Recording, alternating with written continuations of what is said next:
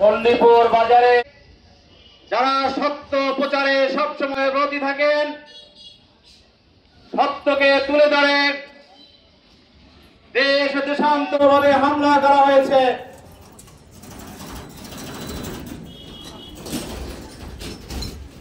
দৈনিক জনকণ্ঠ দৈনিক নাগরিক প্রতিদিনের জেলা প্রতিনিধি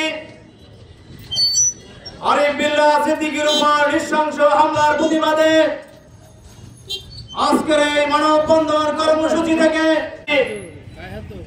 পাশাপাশি যারা এই নৃশংস হামলা চালিয়েছে, এই সন্ত্রাসী হামলা আমরা তীব্র নিন্দা জানাচ্ছি।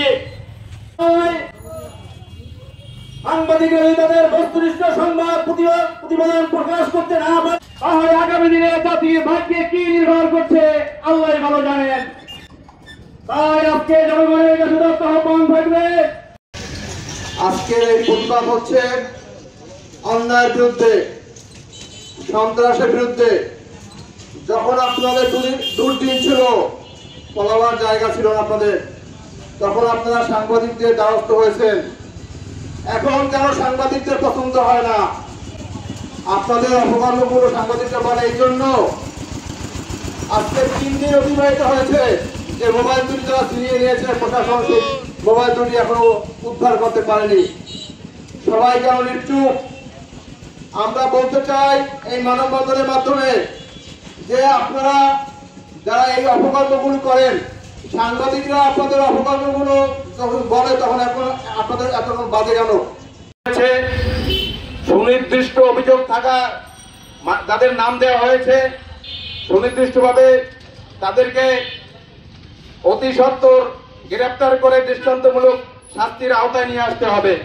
আমি ব্যক্তিগতভাবে মাননীয় পুলিশ সুপার মহোদয়ের কাছে এর দৃষ্টান্ত শাস্তি দাবি করছি।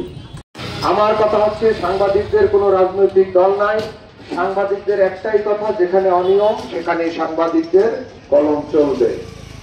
ভবিষ্যতে আমি আবারও বলি যে এইটা একটা শিক্ষা নিয়ে ভবিষ্যতে সংবাদকর্মীদের উপর যাতে আর কোনো না হামলা হয়, তার জন্য আমি পুলিশ প্রশাসনের দৃষ্টি আকর্ষণ করছি।